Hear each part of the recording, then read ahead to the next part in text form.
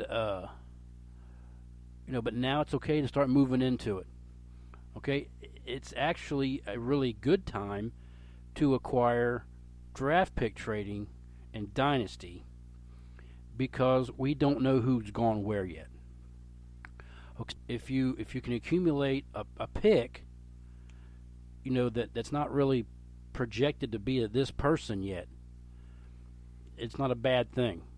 So I am in the process of trying to acquire, in our Chumps League, I don't have a first or second round pick. I'm trying to acquire a first or second round pick in the Chumps League so that I can grab a wide receiver coming out, or maybe even if I can grab one of those quarterbacks that hang around, to the second round, that would be great too. But I'm trying to acquire that spot, and then once the draft takes off, these spots are going to be a little bit harder to grab.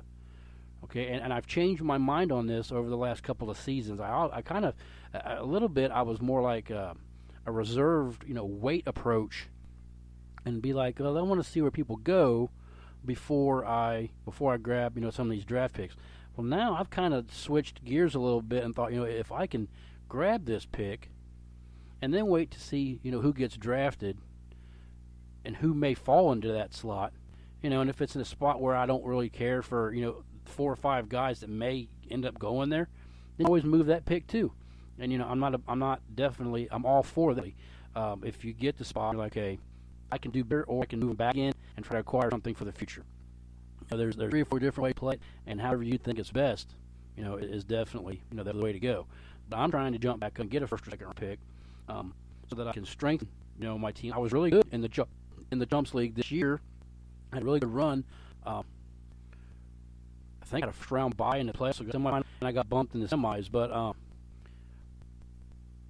I needed some depth, and I needed some more strength because of all the injuries and the COVID issues, that cost you.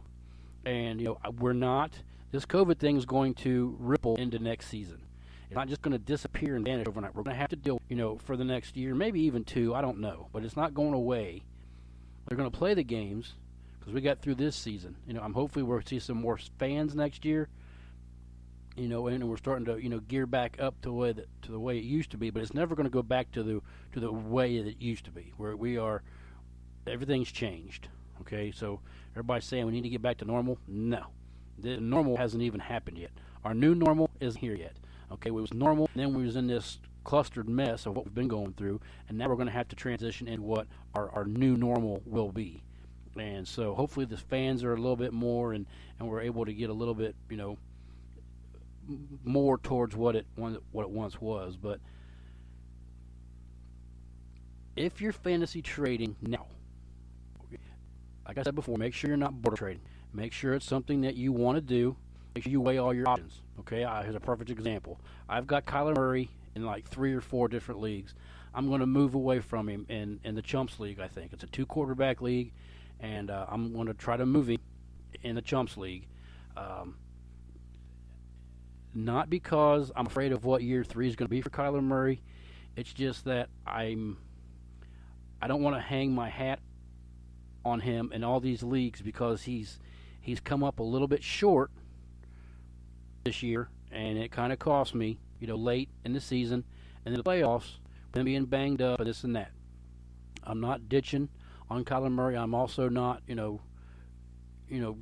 jumping off ship with Kyler Murray, but I'm not going to put all my eggs in the Kyler Murray basket. I've going to move on, and I decided to do it in that league. And I have him in a league. I have him in that league. It's a 2-quarterback league, and I'm going to hang on to him in that one. So it's just a strategic move that I've decided to do, and I'm going to let somebody else, sink or swim with Kyler Murray. And, maybe next year he wins the MVP, and I'll regret it, but I'll still have a couple of shares of him. So I'm going to try to move that pick. This is an example, for something, and I've thought about it, back into the season I was thinking about it. So it's not something that was just a boredom pick for me that I thought, you know what, I snapped my fingers, and now I'm going to get rid of Kyler Murray today. No, it wasn't like that. It was, okay, I've got to do this, but I got to make sure I get, something significant in return because he is a fantasy point machine. So I got to make sure that I get some stuff back in return, to make the trade worthwhile. I'm not just giving away, the former number one overall pick that I made some moves in for and traded up to get, back in his rookie season. So when you're doing your fantasy trading, make sure it's for the right reasons. Make sure your reasoning for it is to either strengthen a position or add assets to make up for the loss of the person you're trading away. That's very important, because if you're just sitting around and you're like, yeah, I'm gonna get rid of this guy, and then you're like, what did I get rid of him for? I was bored, made a board trade. Don't do boredom trading. Fantasy startups. And I'm going to veer away from Dynasty for just a minute, and I'm going to talk a little bit about fantasy startups. If you're starting fantasy leagues up right now, it's okay. It's perfectly fine. I would just hold off, on having your draft. Get your league set up, get some players in, and go ahead and get the league paid for. Okay, this is an issue that I've had to deal with for the last couple of seasons in the Hateful Hitman League, where I'm footing the bill for a couple of people, and I'm tired of doing that. I'm not doing it anymore.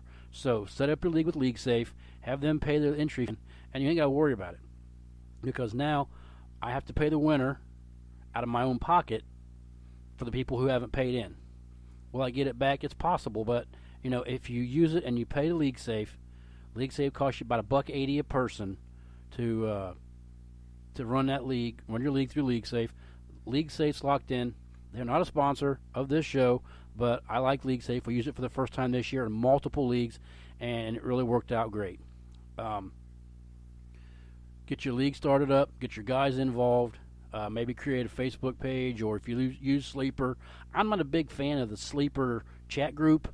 I'm more of a Facebook group kind of guy. I'd rather go on the Facebook group and talk back and forth. But the Sleeper, it's very popular with group chats. And get on there, get your guys going, and kind of get to know each other a little bit, and kind of find out, how this league's going to run. Get your league paid up. I would just hold on, because you don't know where these people are going. Okay, the rookies. I mean, if you start a league up now, I haven't even tried to start one up this year, so I'm not even sure if it shows the rookies, on there just yet. I really do not know. But I'm just saying it's really early to be fantasy drafting, in February, and that's more of a board. So I mean, I'm all for getting the league started and getting the league, set up and built and created. Whether it's a redraft or if it's a dynasty or a keeper league or whatever, you can go ahead and get them set up. But I'm not ready to redraft right yet, because we just finished the season 4 days ago. So I'm on that. I'm trading right now in your dynasty leagues and stuff like that.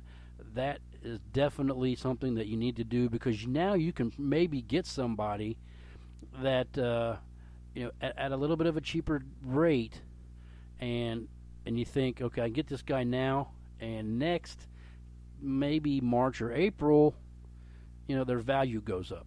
Maybe it does, maybe it doesn't, but it never hurts to try. And now's a good time you can work out a trade. You can make a trade last 2, 3, 4, 5 days, going back and forth with these guys and stuff. Whereas as we get closer into the spring and summer, you're getting crunch time and you're trying to get your teams geared up. Well, now you've got a little bit more time and you got a little bit more leeway for your team to work with another team, and maybe you're miles apart and you got some time to make it happen. So not necessarily a bad thing, but as far as fantasy startups go, get your league set up, but just hold off on drafting anything, because for one, we don't know where these rookies are going to go, and there are so many high priority rookies between ETN and Jamar Chase and Trey Lance. We can just go down the line and start naming off people. So I just want to see where they go.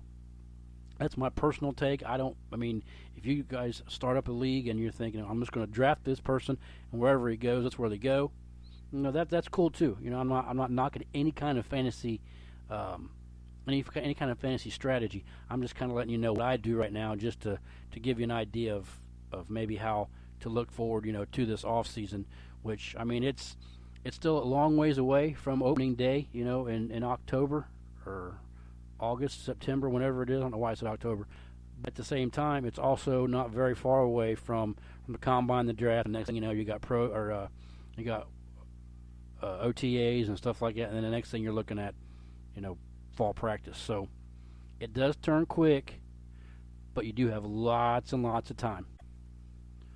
Got 3 second-year names I'm going to throw at you to either hang on to or try to make a move for. Maybe you can buy them low right now that I think are going to have even bigger years than they did this year. And the one is Jalen Reagor. He's going to be into year 2, maybe fully healthy with a different quarterback. Don't give up on Jalen Reagor just yet. If you can get him, I love the possibility of what he can do for the Eagles next year, also not knowing what they're going to do as far as wide receiver goes in the end draft. I have seen where, one of the mock drafts, I think, that does have the Eagles taking a wide receiver. Still like Jalen Reagor, and it'd be nice for him to see how he does in his second year with the Eagles. The next guy on my list, it's Cam Akers, Florida State running back, of course, but look at what happened at the end of the season. That was his show. Okay, he was the guy. They got him healthy there through the first part of the season, and he showed why he was going to be the heir apparent to the running back position, there for the Rams. I have 2 or 3 shares of Cam Akers. I'm banking on him to be my running back 2 next year in a couple of leagues. Try to get him, if you can get him low, if you can buy him low, or if you have him, hang on to him. And I think it's going to pay off for you. And if they get him involved more in the passing game, which I still can't believe they didn't throw the ball to him more than they did, because to me, I think he's a better receiver of the football than Dalvin Cook was when he was, at Florida State and in his rookie season. So he just has, I think, is a little bit more of a natural hands. And the third guy, and this really isn't going to be a surprise pick, but this guy had a fantastic season. I think he won NFL Offensive Rookie of the Year. That's Justin Herbert, quarterback out from the Los Angeles Chargers. That's his show now. It's solidly, planted in there. Had a great year 1. They do talk about, year 2 regression at the quarterback position. I'm still going to save him, and I'm trying to acquire him in a couple of leagues where I don't have any shares of him in Dynasty. I like this guy. As long as he stays healthy, he's going to have a fantastic season and a fantastic career there for the Chargers. That is his show. He came on and shocked the world, and, it's another guy that I'm trying to get. And if you have him in a league, hang on to him. Or if you're going to trade him away, make sure you're getting something, that's going to be good for you in return, because I think he's going to have a great career there. 2 guys I don't know about. It's a hold and wait kind of situation. James Robinson, the rookie running back out of Jacksonville. They had to have had a reason that they were okay with letting Fournette go, and he had a great rookie year. We'll see what he does. I think I have 2 shares of James Robinson. I would be willing to move him, if the offer came up, but I'm also okay if I don't move him and I hold on to him. I'm okay with seeing what he has, going into to year 2 under Jacksonville, who's going to have, probably Trevor Lawrence as their quarterback. So it's a little bit of I'm not saying I'm scared to see what he does, but for him to have the same kind of numbers in a second with Trevor Lawrence, there are going to be some growing pains there. Another guy that I really loved this year, going into his second year, Brandon Ayuk. They're going to have, the quarterback situation ironed out hopefully next year. It's going to be interesting when everybody's healthy, across the board. If with all their running backs getting healthy, and their team was just smoked by injuries this year, it'll be interesting to see what he does. I'm not as expectant of him to have the kind of season he did in his second year that did his rookie year, because in his rookie year it was kind of out of necessity that he have a bigger role. But hopefully, this is fingers crossed, kind of hopefully that they seen what he can do and he can be that guy, and he can move up the ladder and say, well, we got these guys back, but he still is this talented and can be this guy. And I hope it's the case, because I really, really enjoyed watching him. He had some really big moments and a lot of big time places, for San Francisco. But I hope that he's not just bumped off because everybody's healthy and they're still able to use him, with the quarterback coming back, or maybe a new quarterback, or a lot of questions there in San Fran. But I like Ayuk. and I like James Robinson. I just don't know, what we're going to see from those guys. Next year it's going to be a time